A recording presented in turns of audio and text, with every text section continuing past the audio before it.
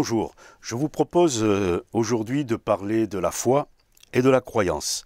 Quand on discute avec les personnes que l'on côtoie journellement, certains disent j'ai la foi, d'autres disent je crois en ceci ou en cela, mais il est nécessaire quand même de le préciser. Parce que quand quelqu'un dit j'ai la foi, quand on y réfléchit, ça ne signifie pas grand-chose. Et quand quelqu'un dit je crois en Dieu, je pense que là aussi ce n'est pas suffisant. Cela fait simplement de nous des croyants ou des religieux. Il y a des années en arrière, un journaliste avait interviewé le philosophe Elie Wiesel, qui avait été déporté dans les camps de concentration, et ce journaliste lui disait avec un peu de vigueur dans l'expression « Est-ce que vous croyez toujours en Dieu ?» Elie Wiesel lui a répondu, et j'ai entendu l'émission: qui a créé les camps de concentration? Qui les a pensés? Qui les a fait fonctionner? N'est-ce pas l'homme?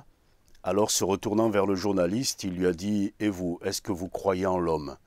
Voilà, donc du coup, c'est pour souligner le fait que dire j'ai la foi sans plus de précision ou dire je crois en Dieu n'est pas suffisant, on a besoin de plus que cela. Parce que pour parler de la foi, il n'y a qu'une seule source à la foi.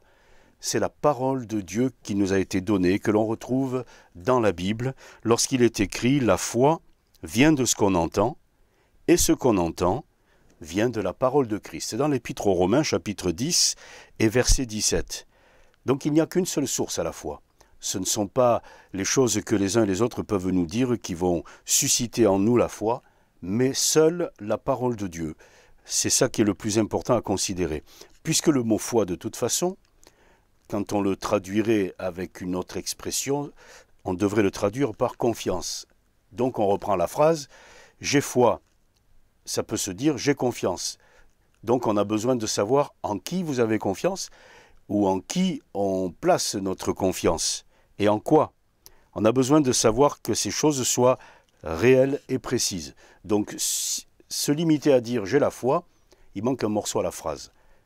Donc j'ai confiance en l'homme, d'une certaine manière, j'ai confiance en Dieu, mais de toute façon, pour avoir confiance en quelqu'un, il faut d'abord qu'il se présente, qu'on le connaisse. C'est pour cela qu'on ne peut pas avoir la foi sans avoir les moyens pour avoir confiance.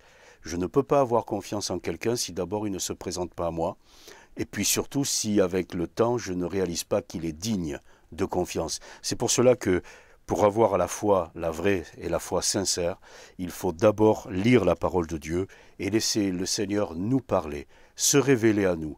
Et à partir de là, progressivement, alors la confiance va s'installer, la foi, c'est pareil, va grandir.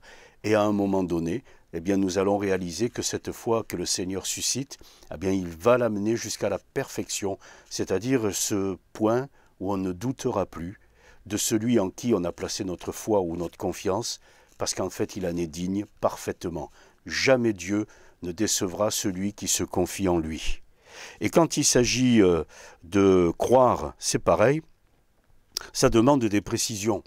Quand on lit l'apôtre Jacques, au chapitre 2 et verset 19, on va le lire rapidement, donc c'est vers la fin de la Bible, Jacques chapitre 2 et verset 19, « Tu crois qu'il y a un seul Dieu, tu fais bien. Les démons le croient aussi, et ils tremblent. » Donc croire qu'il y a un seul Dieu, c'est un début, mais ce n'est qu'un début. On ne peut pas se limiter à cela. Certains croient qu'ils descendent du singe.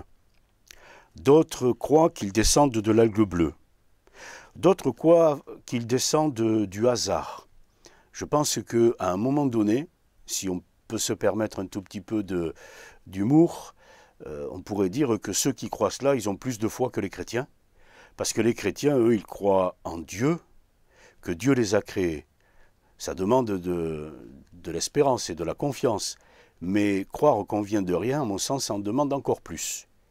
Et puis quelqu'un dira, mais de toute façon, vous ne pouvez pas me prouver que Dieu existe. Eh bien, la réponse peut être aussi dans l'autre sens. Vous ne pouvez pas, vous aussi, me prouver que vous descendez de rien ou que vous descendez de l'algue bleue. Parfois, dans le domaine scientifique, on dit, quand on pose une hypothèse, il convient de la vérifier. Si elle se vérifie, ça veut dire que l'hypothèse est vraie. Eh bien, mettons-le en application avec Dieu. si c'est vrai que Dieu existe, eh bien cela doit se vérifier. Et à un moment donné, puisque Dieu existe, il va honorer la confiance de celui qui s'adresse à lui, même s'il part de zéro, puisqu'on part tous de zéro au départ. Et comme Dieu va honorer la foi et la confiance, eh bien l'hypothèse se vérifiera. La question, c'est qu'elle puisse se vérifier avant qu'il soit trop tard. Parce qu'un jour, nous comparaîtrons tous devant Dieu. Certains croiront à ce moment-là, mais ce sera trop tard. C'est pour ça que Dieu nous a donné sa parole. C'est pour cela qu'il a envoyé son esprit, pour que, avant ce moment-là, nous puissions avoir toute la possibilité de placer notre confiance en lui et de croire en lui parce qu'il se sera auparavant révélé à nous. On va se recueillir et je vais prier afin que Dieu vous bénisse. Je te remercie, Seigneur, pour ces moments de partage et surtout pour la parole que tu nous as donnée. Je te prie qu'au travers de cette parole, tu puisses aussi t'adresser à ceux et celles qui aujourd'hui ont besoin de te découvrir. Tu suscites la foi et tu l'honores, alors fais-le pour ces bien-aimés, Seigneur. Amen.